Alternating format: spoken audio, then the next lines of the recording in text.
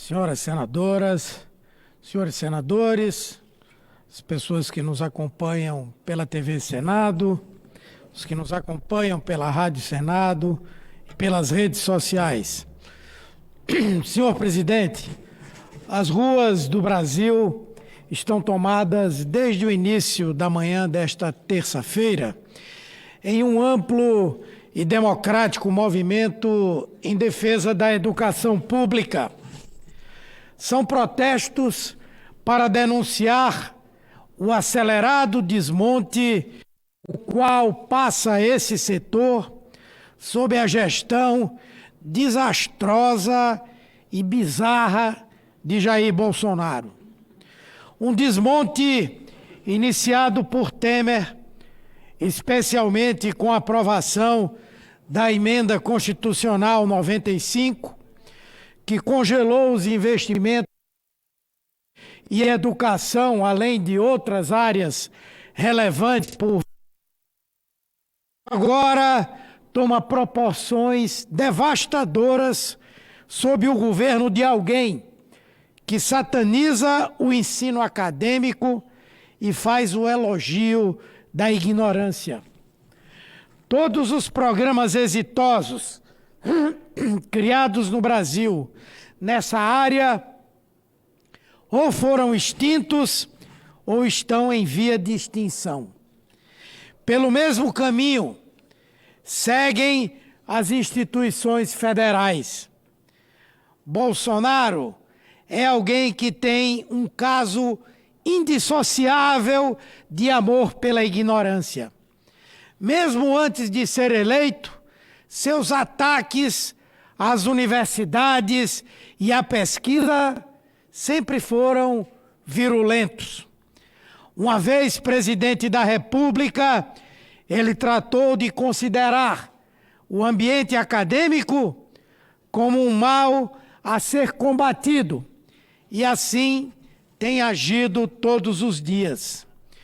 O Pronatec foi encerrado e hoje a Confederação Nacional da Indústria, a CNI, sócia do golpe de 2016, reclama que o país precisa de 10,5 milhões de trabalhadores qualificados para a indústria nacional nos próximos anos.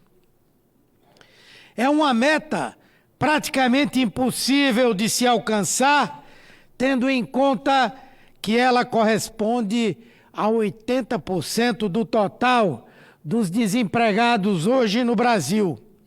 Ou seja, não temos emprego porque não produzimos. E não vamos produzir porque não temos mais programas de qualificação como o Pronatec para que as pessoas possam obter o seu emprego. As parcerias com o Sistema S, a própria CNI atesta, chegavam a empregar 7 de cada 10 alunos. Hoje, o que quer o ministro da Economia, Paulo Guedes, é meter a mão nesse dinheiro do sistema e quebrar a espinha dorsal das confederações. O ministro considera os industriais brasileiros como incompetentes. Haja vista ter dito que salvaria a indústria do país, apesar dos industriais.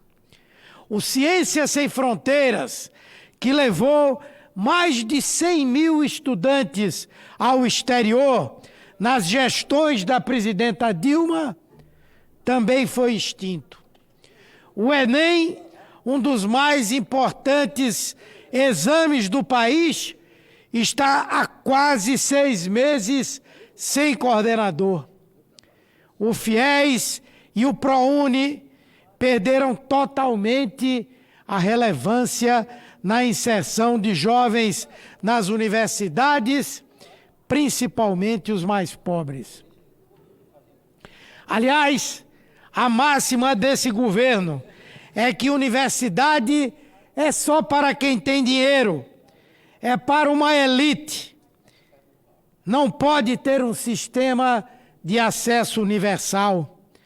As instituições públicas estão, de fato, sendo preparadas para cobrarem mensalidades e serem privatizadas.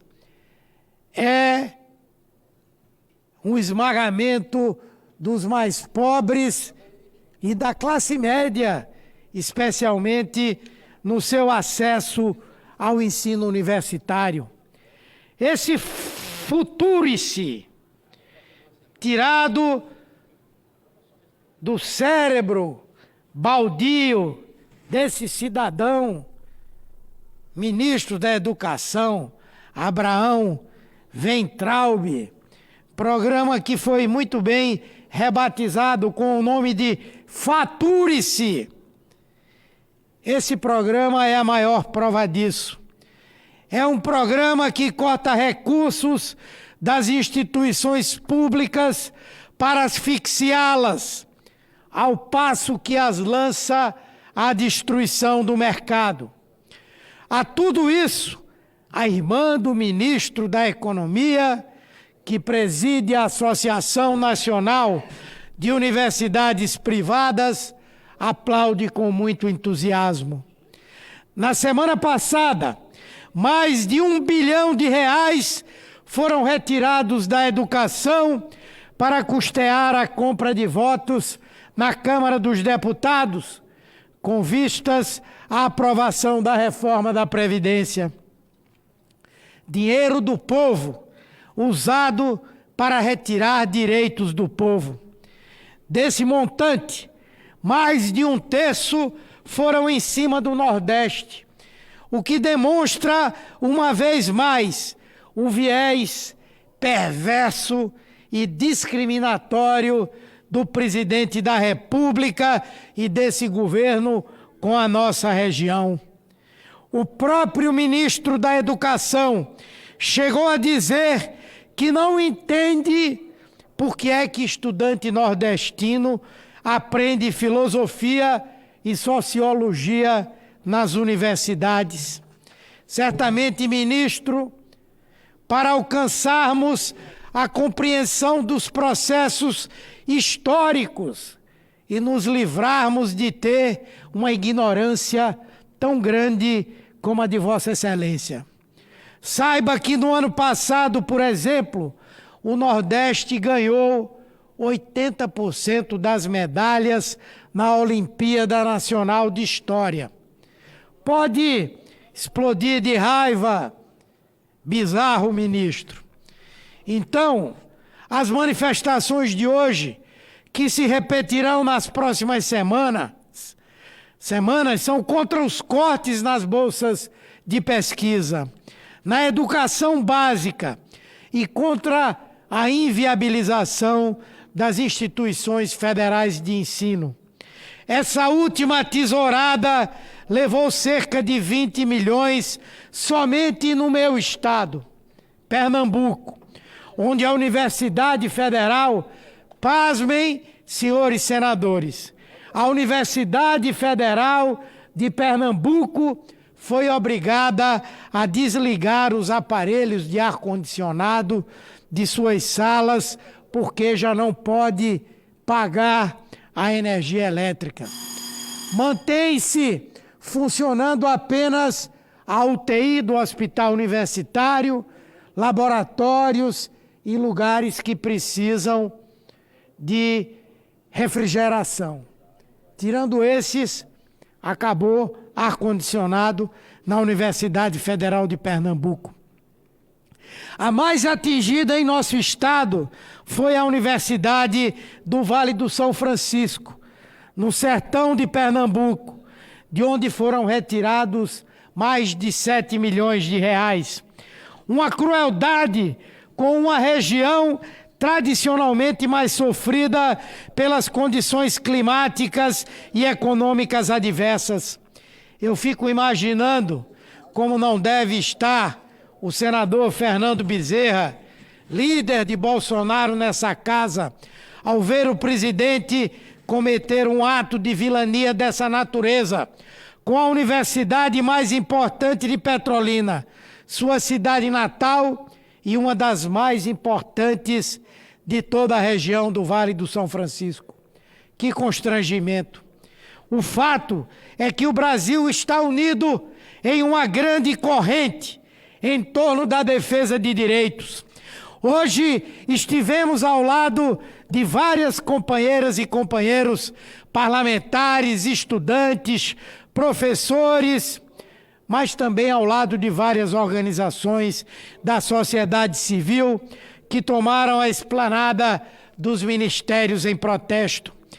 E quero fazer aqui uma menção especial também à primeira marcha das mulheres indígenas, que reúne mais de 100 povos originários. Mulheres que vieram aqui dos mais diversos cantos do nosso país para dizer que não aceitam a forma criminosa como os índios estão sendo tratados por esse governo nefasto. À noite, teremos a abertura da Marcha das Margaridas, que deve reunir mais de 100 mil mulheres do campo em Brasília, no maior ato de mulheres da América Latina. É um movimento grandioso em defesa dos direitos das mulheres, que também têm sido agredidas todos os dias, com o desmonte acelerado de políticas públicas em uma área onde vínhamos avançando tanto em conquistas. Então, o sentimento do país é esse, é de uma imensa união dos mais diversos setores sociais em protesto contra esse governo que nos tem levado ao abismo, que meteu o país em recessão e num quadro de desemprego do qual não consegue nos tirar. E agora vem o ministro da Economia pedir 1 ou 2 anos de trégua a essa gestão inoperante, incompetente, cujo chefe mentiu aos brasileiros com a oferta de soluções que nós dissemos desde o início serem totalmente mentirosas. Não terão. Se baixarmos a guarda, daqui a 2 anos não sobrará nada do Brasil. Eles venderão a preço de banana, na bacia das almas, os bens públicos que ainda nos restam. Essa conversa é balela de quem não sabe trabalhar, de quem não sabe o que mostrar. Imagine dar 2 anos a Paulo Guedes de tolerância para ele destruir o que ele ainda não conseguiu destruir do país. Nós vamos fazer esse combate diário no parlamento e na rua para externar as contradições, os desmandos e os desmantelos desse governo de inécios que nada faz a não ser jogar o país no caos, senhor presidente. Os grandiosos atos de hoje são apenas um sinal, são somente uma pequena amostra desse rastilho de pólvora que já corre por todo um Brasil, que explodirá brevemente se esse governo não começar a trabalhar em favor dos trabalhadores brasileiros. Ou trabalham ou não terão um só dia.